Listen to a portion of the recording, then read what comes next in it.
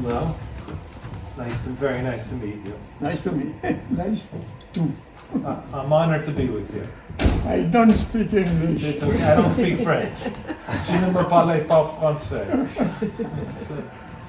Ambassador, maybe we brought this photo. If you Sure. wanted to maybe tell Leon a little bit about Sure. your story.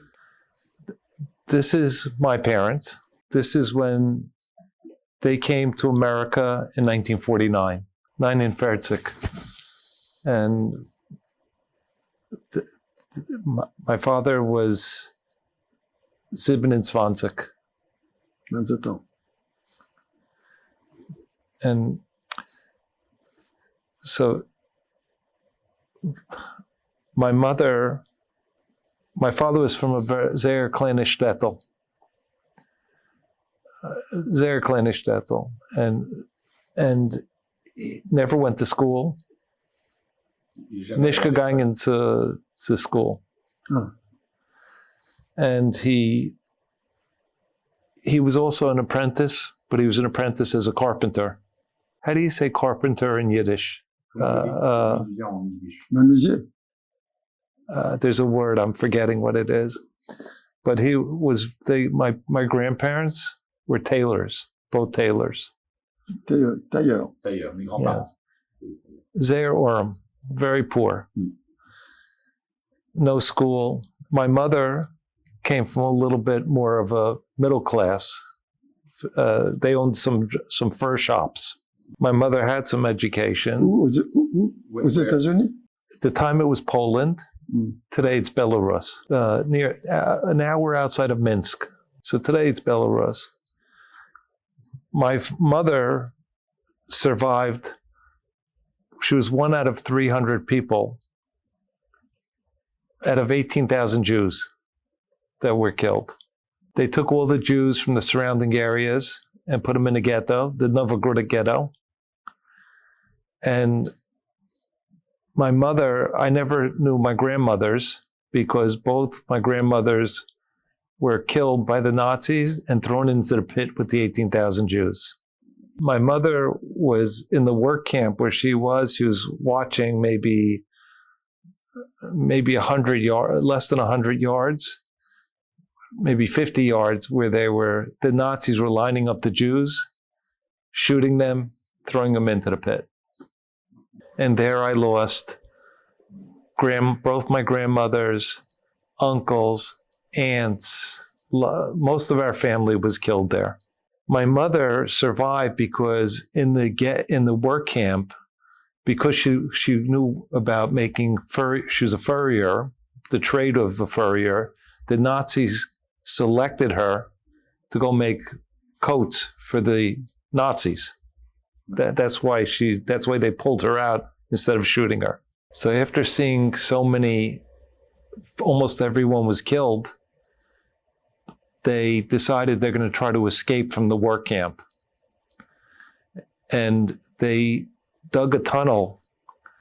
I don't remember how many feet it was, but they dug a tunnel to the outside of the camp, underneath the ground, with spoons. They took the dirt to carry it on sacks or on their clothes. They took it out of the tunnel and made fake walls in the work camp and put all the dirt behind the fake wall. Otherwise, the Nazis would see the dirt. And the tunnel was just for one person. We've seen it. I've gone back. They preserved the tunnel. It was for one person to crawl on their belly to go through. They want my grandfather, my mother's father, was alive and they wanted him to go to the back because he was older, and they wanted my mother to go to the front because she was younger. Because the first ones would have a better chance of surviving once they got out of the tunnel. My mother said, "No, I'm going to go in the back of the line with my father and my sister, because if he's going to get killed, we'll get killed together. I'm not going to leave my father." Because already her sister, her mother, sisters, mother were already killed, so she didn't want to leave her father. Her brother, who I'm named after, was one of the first because he was a young boy. So they figured give the younger people the better chance to survive. He was one of the first out of the tunnel and got killed right away. Eventually, my mother and her father, they joined the partisans, a very famous partisan. He saved, a lot of the partisans wouldn't take women and children. But this partisan said, if you're Jewish, I don't care, we're going to defend you. It was Bielski. It was called the Bielski Brigade. Bielski saved 1,200 Jews that lived in that partisan, that the men went out, they got the food, they had guns, but the women, they protected the women and children, whoever was there. Eventually, they stayed there till they were liberated by the Russians. My father was in a work camp, but he escaped the work camp, took his brother and sisters, and they lived in the Russian forest. They dug graves. They slept in the graves, covered them at night, to hide from the Nazis. And that's how he survived and eventually met my mother after they were liberated. They lived in a DP camp, in a displaced persons camp, for 4 years in Italy and came to America in 1949 and built a family and built a life. Where were you born? I am born in France. Right, where? Meurthe-et-Moselle. It's the east of France. Mm-hmm. Meurthe-et-Moselle. East, near Strasbourg or? Way near Longwy. Wie alt bist du? Now 92. 92. You're a very young child. 92 would make how old during? I was 10 years. 10 years old. 10 years. My brother, 8 years. Donc, on a été déportés février 44. 3 mois à Drancy et après Bergen-Belsen. On est resté 1 an. And we were there for 1 year. Gegangen mit der ganzen Mishpacha? Yes, mon frère The mama, et ma mère. My father was prisonnier de guerre. Prisonnier de guerre? Il était soldat. Prisonnier de guerre. Mon père, en 1939, il s'est engagé volontairement pour défendre la France. Donc, il a laissé ma mère et ses 2 enfants en Meurthe-et-Moselle. Nous sommes, quand la guerre a éclaté, donc mon père est parti comme soldat. Il a laissé sa femme et ses 2 enfants. Volontairement. Il était volontaire, je comprends pas. Il est parti soldat et quelques mois après, il a été prisonnier de guerre. Il est resté 4 ans prisonnier de guerre jusqu'à la fin de la guerre. Ma mère et ses 2 enfants, on a été évacués de l'Est parce que c'était la guerre. On a été évacués en Gironde. Nous sommes restés en Gironde 1 an, je pense. Et comme j'avais un oncle, une tante qui habitait Paris, ils nous ont emmenés chez eux. Ils habitaient à Paris, 2 pièces. Un appartement de 2 pièces, une salle à manger, une chambre à coucher. Et on est arrivé, ma mère et ses 2 enfants, chez eux. Donc on a eu la vie à Paris. Moi j'allais à l'école, mon frère allait à l'école aussi. Jusqu'en 1940, février 44, où la police est arrivée. Police ouvrait. Ma mère a ouvert la porte. Habillez-vous, on vous emmène. Vous imaginez ma mère en larmes. Et parce que la police aurait pu, à la limite, partir et dire qu'il y avait personne. Mais ils faisaient leur travail, honnêtement, sérieusement. It's the Donc, French police. Ouais. Police française? Yes, French police. Donc, ils nous ont emmenés dans un bâtiment où il y avait plein de juifs aussi arrêtés. Et puis, on est parti à Drancy. 3 mois à Drancy. Et ensuite, voyage Bergen-Belsen. Bergen-Belsen, on est resté 1 an. Vous connaissez Bergen-Belsen, vous avez entendu parler de Bergen-Belsen. Bergen-Belsen.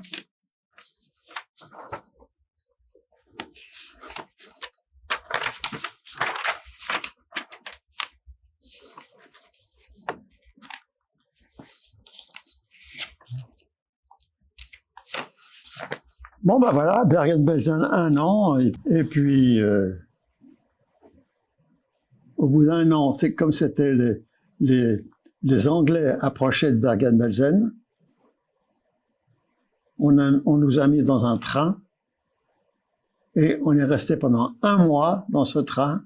Le train, c'était presque à la fin de la guerre, donc il partait à gauche, il y avait les Américains, il s'arrêtait, il partait à droite, il y avait les Russes, il partait devant. Enfin, pendant 1 mois, ce train savait pas où aller. De temps en temps, le train s'arrêtait parce que il y avait des bombardements. On descendait du train et ce qu'on trouvait par terre, on le mangeait, de l'herbe, n'importe quoi. Au bout d'1 mois, oui, ça a traîné 1 mois.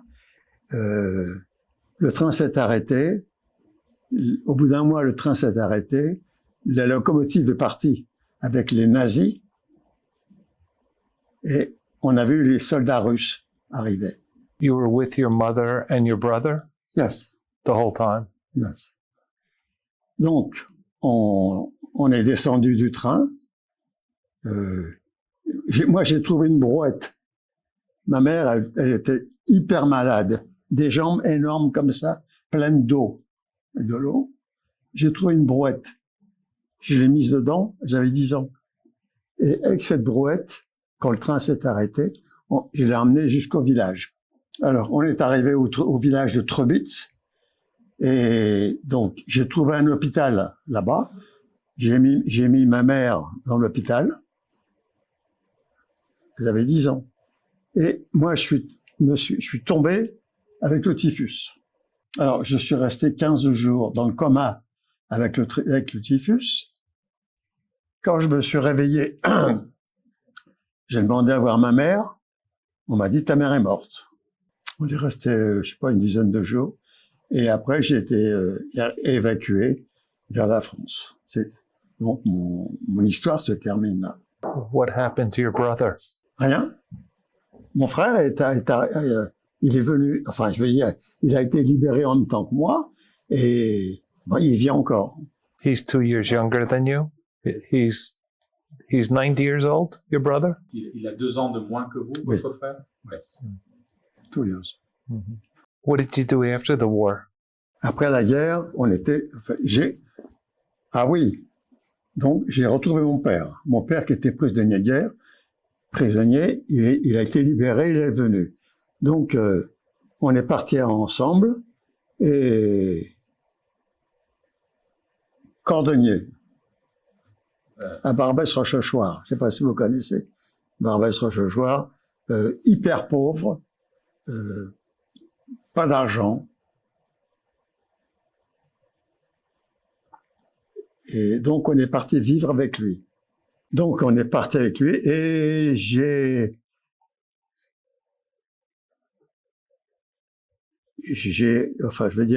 été voir le directeur de mon école communale où j'allais avant d'être déporté, et il m'a fait rentrer au lycée en 5e. Donc normalement le lycée on rentre en 6e. Comme j'avais perdu 1 an, il fait rentrer en 5e.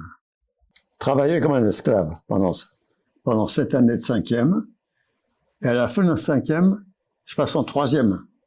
Je rentre à 4e. Beaucoup de travail. Donc, fin de la 3e, mon père cordonnier qui gagne pas d'argent, je me suis dit, il faut que j'arrête mes études. Et j'avais un copain qui travaillait comme dans la confection de vêtements pour dames. Je suis rentré chez lui comme apprenti. Donc, je rentre comme apprenti tailleur pour dames. Et je me dis, je veux dire que c'est pour vivre, c'est pour aider mon père que je fais ça. Mais c'est pas ça qui me plaît. Donc, en même temps, le soir, j'étudie. Donc, j'étudie. En même temps que je travaille la journée, le soir, j'étudie. L'expertise comptable. Did your father remarry? Yes. Enfin, marié, I don't know. But he lived with a Frau. With a woman. And what was your profession? Expertise Account. comptable. Account. I see. What about your brother? Confection. He actually mentioned to me earlier that he still works today and goes in the office today. That's why you look so young. C'est pourquoi vous avez l'air si jeune. Mhm. So from this picture, from these two people, I'm here in France as the United States ambassador. My parents gave me education. They gave me food. They gave me clothes. I'm here as an ambassador. I'm fortunate to be that. And my son yesterday was negotiating with Putin in Russia and is helping the president of the United States with the war in Ukraine to try to bring about peace. So how is it possible in such a period of time that all this can happen? So I'm committed, first of all, to me, every Holocaust survivor is a holy person. And I'm committed for my life to speaking out for the Jewish people and all people where there's hatred to prevent what happened to you, what happened to my parents, and to my whole family. That's my story. C'est un espoir. It's a hope. C'est un désir. Et c'est pas sûr que ça continue. Je veux dire, c'est pas sûr que ça se réalise. Que je veux dire, la paix, la vie, etc. On voit ce qui se passe aujourd'hui avec la Russie. We have to try. We can never lose hope. If so many people like yourself, you were in Bergen-Belsen. My parents, where they were in the ghettos where they were killing these people, a lot of people gave up hope, but we're still here, and you have children. That's why I asked not only what you lived through, but you've raised a family, you have children that are responsible children. So we have to keep having hope and to make sure that we continue and to fight against all the hatred. Je comprends. I'm honored to be with you. Thank you for taking the time. Mais moi, c'est pareil. Thank you.